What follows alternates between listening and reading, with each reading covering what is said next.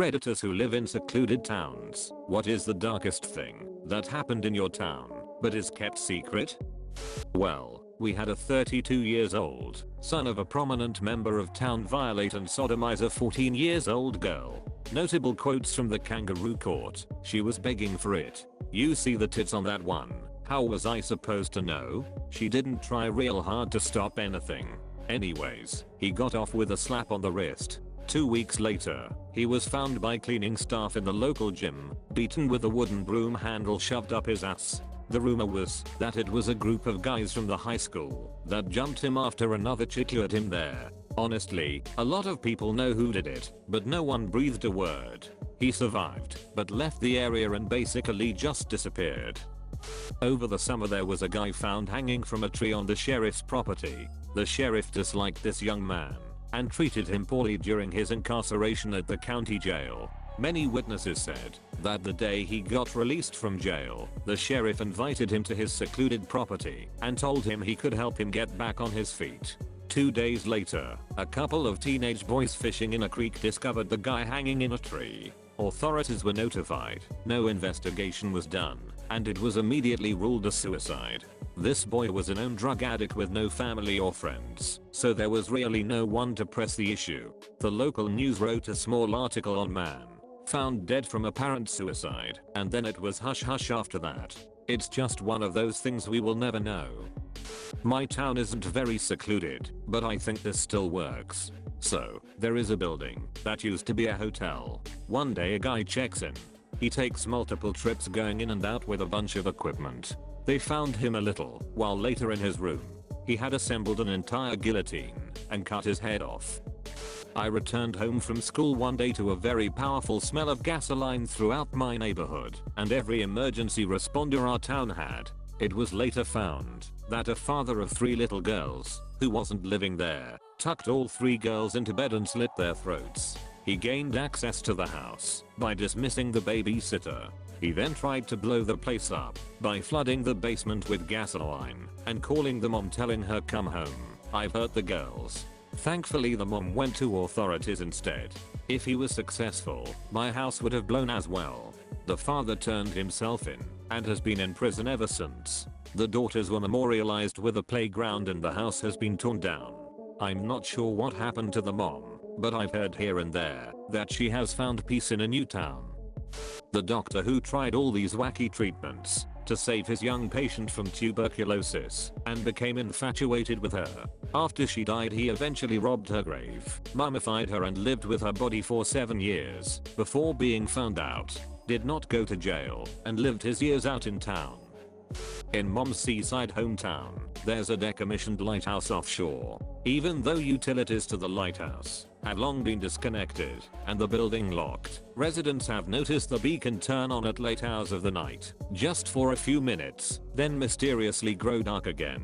It happens so infrequently that the time of illumination can't be predicted. As I once described here, no one has figured out how or why this happens.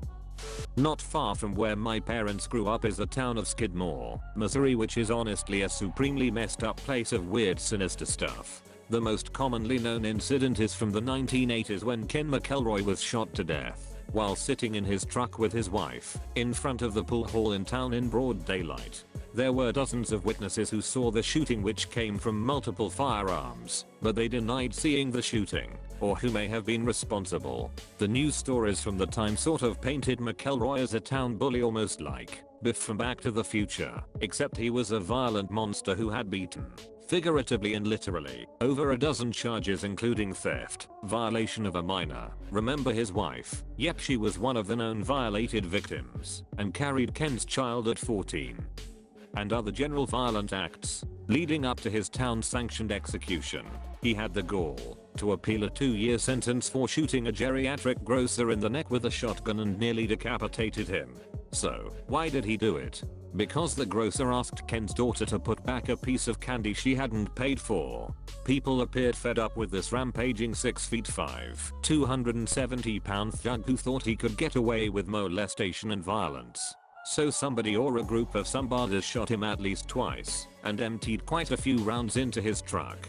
No witnesses and even his wife who was in the truck refused to identify the shooters. In the 80s and early 90s, my town was run completely by dirty cops.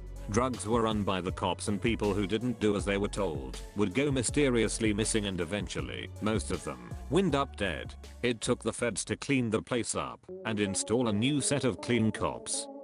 Not so much a dark secret, but my town has a bombing range that is still in use. No one has ever met anyone who works on it. No kids at school ever parents who work there. We never see planes or anything, but there is a guard at the gate. What was truly odd is that, if you ask a resident about it, we all say the same thing. Oh, the bombing range, there's nothing out there. Coal Mine County, Pennsylvania.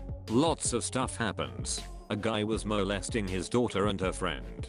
Went to jail for a few years. When he came back, his house mysteriously burnt to the ground with him in it. Another guy got caught selling crack to a couple of local kids. He was found in the middle of the street having been run over by a large vehicle repeatedly. A woman stole some jewelry from her elderly neighbor. She lost her hand in an unknown accident. A guy beat his wife. He left town with 2 hands that were destroyed by a ball-peen hammer. Teenage girl killed another girl's dog over a boyfriend. Now she sports a nasty scar across her face and is missing an eye. That and lots of smaller stuff. Justice is handled locally. Several young boys, age 9 to 11, went missing in the village, and it was suspected that a group of boys from the same school were responsible. They were heard talking about it on 2 occasions, about how they kill whomever they don't like. However, their parents attested that they never let them out of sight outside of school hours. This group of kids was known for skipping school to sniff glue and drink alcohol, by the way, but their parents obviously denied it. Only 1 of the 6 missing kids were ever found in a creek with injuries like he was stoned to death. Police said he fell down the creek accidentally, though. This was about 20 years ago in Europe, by the way. The daughter of divorced parents was violated to death by the mother's boyfriend. She was 6. Her father was contacting CPS and presenting evidence that the man was abusing his daughter under her mother's care. Nothing was done about it until she was life-flighted to Salt Lake, where she died of her wounds, and early in the investigation the mother admitted to letting her boyfriend play with her. The worst part is that, because the abuser/murderer was part of the tribe, all he had to do was stay on tribal lands to not be taken into custody. So while the long process of an FBI investigation and the FBI jumping the correct hoops to make an arrest on tribal land, this man walked freely as long as he was on the reservation. Most people rejected the abuser/murderer entirely, but what hurts more is seeing the people who went out of their way to help him. His family tried to open a food truck where the highway passes through the res, so he could have a job. It earned a large protest considering the size of the town, and few out-of-towners stopped for tacos, so they had to shut down. The man's cousin was chief, so he was given a job in the dispensary. Some other members of the tribe who worked there walked out of the job and went to the council to try and stop it. Fortunately, as of now, the FBI has taken the mother and boyfriend into custody and they're awaiting trial. I've been called for jury duty twice now, and it's been cancelled each time. My mom told me this story once, back when she was growing up in a small farming community in Celina, Ohio around 1972. There was some kind of neighborhood party attended by a bunch of families with kids all around the same age. All the kids, including herself, had a big slumber party in the basement.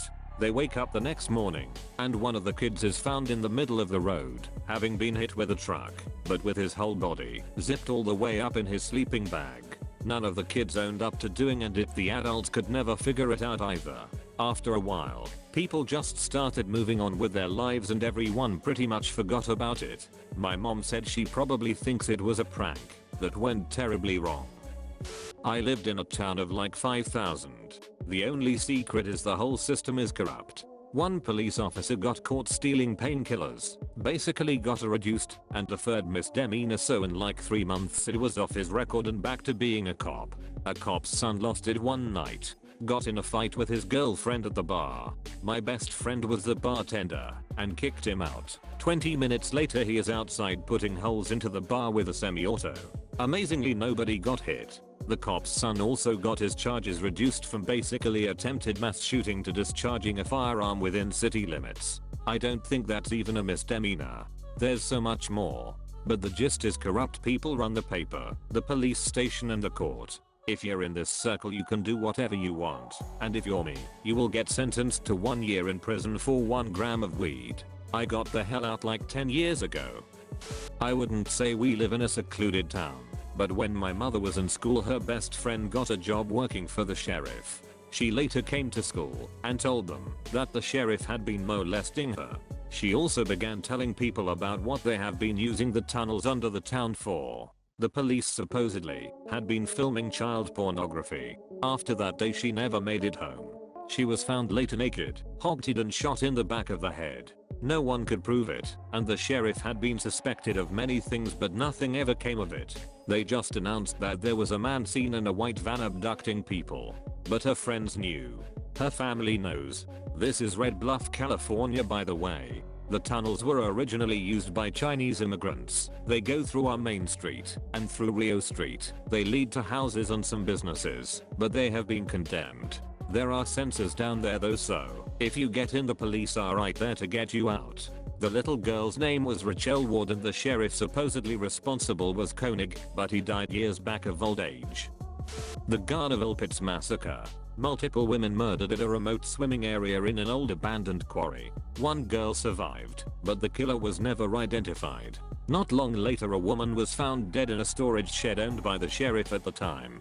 They arrested a black man who was from out of town with no connections to the woman, and sentenced him to life. It later came out that the sheriff had been having an affair with the woman, but charges were never filed. Some speculate that the sheriff could be responsible for multiple murders including the bloody Garnerville Pits Massacre.